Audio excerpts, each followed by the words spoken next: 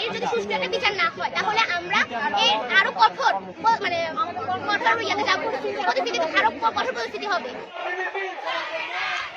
কুমিল্লায় শিক্ষকের উপর হামলার প্রতিবাদে বিক্ষোভ ও মানববন্ধন কর্মসূচি পালন করেছে শিক্ষার্থীরা। 17 সেপ্টেম্বর মঙ্গলবার কুমিল্লার সদর দক্ষিণ উপজেলার দিঘিরপাড় টিআইকে মেমোরিয়াল ডিগ্রি কলেজ ক্যাম্পাসে এই কর্মসূচি পালন করা হয়। দিঘিরপাড় টিআইকে মেমোরিয়াল ডিগ্রি কলেজের ভারপ্রাপ্ত অধ্যক্ষ আবু তাহেরের উপর সন্ত্রাসী হামলার অভিযোগ এনে এই কর্মসূচি পালন করে কলেজের বর্তমান ও প্রাক্তন শিক্ষার্থীরা। এ সময় শিক্ষার্থীরা অভিযোগ এনে বলেন, গতকাল সোমবার কলেজের ভারপ্রাপ্ত অধ্যক্ষ আবু তাহের পূর্বের ন্যায় কলেজের ডিউটিতে আসলে স্থানীয় সন্ত্রাসী আবু সাইদ বাবুল, রাসেল ওরফে ইয়াবা রাসেল ও আবুল কাশেমের নেতৃত্বে একদল সন্ত্রাসী কলেজ গভর্নিং বডির অভ্যন্তরীণ বিষয় নিয়ে তার উপর চড়া হয় এবং তাকে বেধড়ক পিটিয়ে জখম করে।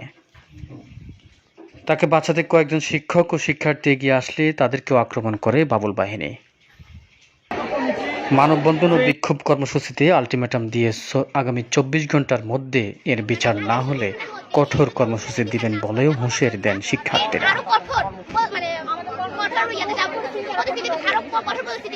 মানববন্ধন শেষে কলেজ গেট থেকে শুরু করে স্থানীয় পিপুলিয়া বাজারে একটি বিক্ষোভ মিছিল বের করেন শিক্ষার্থীরা।